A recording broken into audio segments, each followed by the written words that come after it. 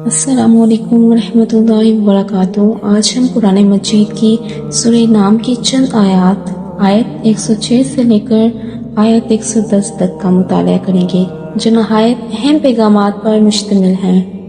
یہ آیات ہمیں بتاتی ہیں کہ حق کی پیروی کیسے کی جائے، باطل اور مشرکین سے کیسا رویہ اختیار کرنا چاہیے، اور یہ کہ ضد، تکبر اور ہر درمی کے انجام کیا ہوتے ہیں۔ کچھ لوگ بار بار کہتے ہیں کہ اگر ہمیں کوئی نشانی، کوئی معجزہ دکھا دیا جائے تو ہم ایمان لے آئیں گے، مگر کیا واقعی وہ سچے دل سے ہدایت چاہتے ہیں؟ آئیے ان آیات کی روشنی میں سمجھتے ہیں کہ اللہ تعالیٰ ایسے لوگوں کے ساتھ کیا معاملہ فرماتا ہے اور ہمیں کیا سبق دیا جاتا ہے۔ آیت 106: اے نبی، جو کچھ آپ کی طرف آپ کے رب کی طرف سے وحی کیا گیا ہے اس کی پیروی کیجیے، اس کے سوا کوئی معبود نہیں، اور مشرکوں سے کنارہ کش رہیں۔ اس آیت میں اللہ تعالیٰ اپنے نبی محمد صلی اللہ علیہ وآلہ وسلم کو حکم دے رہے ہیں کہ آپ صرف اسی وحی کی پیروی کریں جو آپ کے رب کی طرف سے نازل کی گئی ہے، یعنی قرآن اور اللہ کی تعلیمات ہی کو بنیاد بنائیں۔ اس کے ساتھ ایک بنیادی عقیدہ واضح کیا گیا ہے کہ اللہ کے سوا کوئی عبادت کے لائق نہیں، وہی واحد معبود ہے۔ اس کے ساتھ کسی کو شریک کرنا سب سے بڑا گناہ ہے۔ مشرکین جو اللہ کے ساتھ دوسروں کو شریک ٹھہراتے ہیں، ان کی باتوں، اعتراضات یا مخالفت کی پرواہ نہ کریں۔ آپ کا کام یہ ہے کہ آپ سچی ہدایت کی پیروی کریں، اور جو لوگ شرک کرتے ہیں ان سے بے تعلقی اختیار کریں تاکہ ان کے اثرات دین پر یا آپ کی دعوت پر نہ پڑیں۔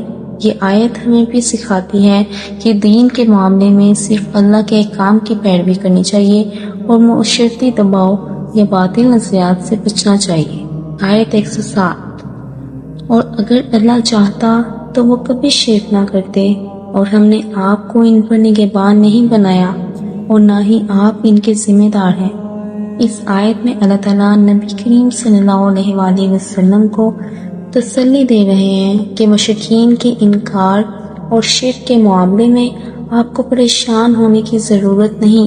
اگر اللہ کی مشیت یہ ہوتی کہ سب لوگ ایمان لے آئیں تو کوئی شرک نہ کرتا، لیکن اللہ نے انسان کو اختیار دیا ہے تاکہ آزمائش ہو۔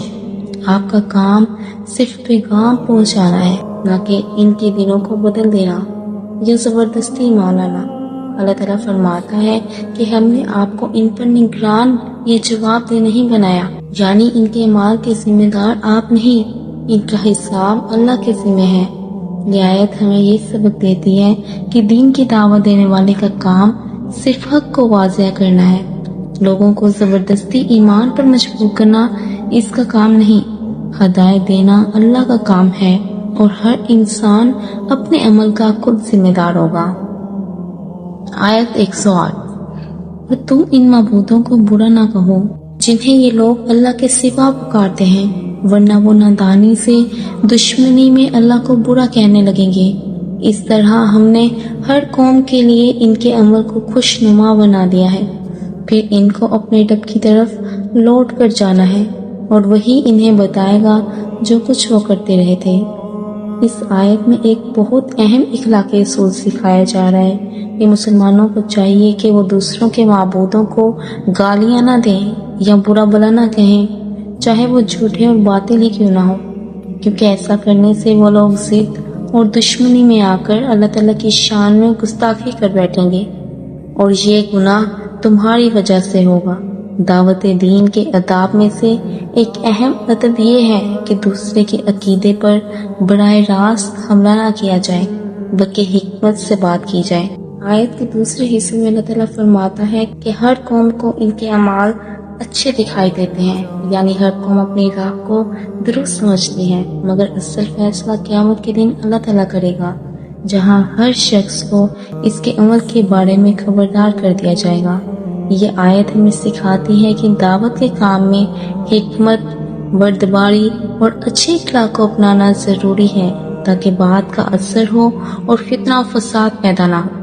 آیت 109: اور انہوں نے اللہ کی سخت قسمیں کھا کر کہا کہ اگر ان کے پاس کوئی نشانی آ جائے تو وہ ضرور اس پر ایمان لے آئیں گے۔ کہہ دو نشانیاں تو اللہ ہی کے اختیار میں ہیں، اور اے نبی تمہیں کیا خبر جب نشانیاں آ جائیں گی تو یہ پھر بھی ایمان نہیں لائیں گے۔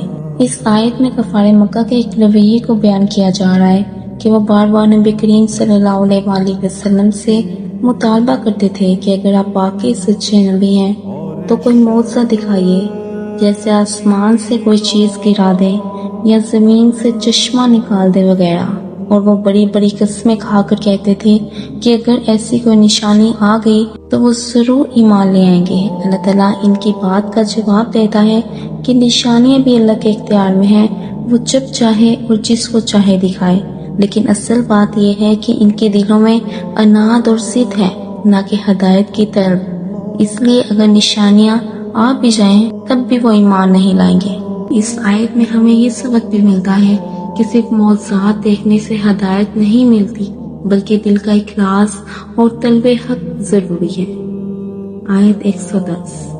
اور ہم ان کے دلوں اور نگاہوں کو پھیر دیتے ہیں جیسے انہوں نے پہلی بار اس حق پر ایمان نہ لایا، اور ہم انہیں ان کی سرکشی میں بھٹکنے کے لیے چھوڑ دیتے ہیں۔ اس آیت میں اللہ تعالیٰ فرماتا ہے کہ جو لوگ ضد، تکبر اور عناد کے ساتھ حق کو رد کرتے ہیں، اللہ ان کے دلوں اور آنکھوں کو پھیر دیتا ہے، یعنی ان کی سوچنے اور دیکھنے کی صلاحیت سر کر لی جاتی ہے۔ وہ حق کو دیکھتے اور سنتے ہوئے بھی اس کو قبول نہیں کرتے۔ یہ سزا ان کی اپنی ضد اور نافرمانی کے سبب ہوتی ہے، کیونکہ انہوں نے جب پہلی بار سچائی کو دیکھا تو اسے ماننے سے انکار کر دیا۔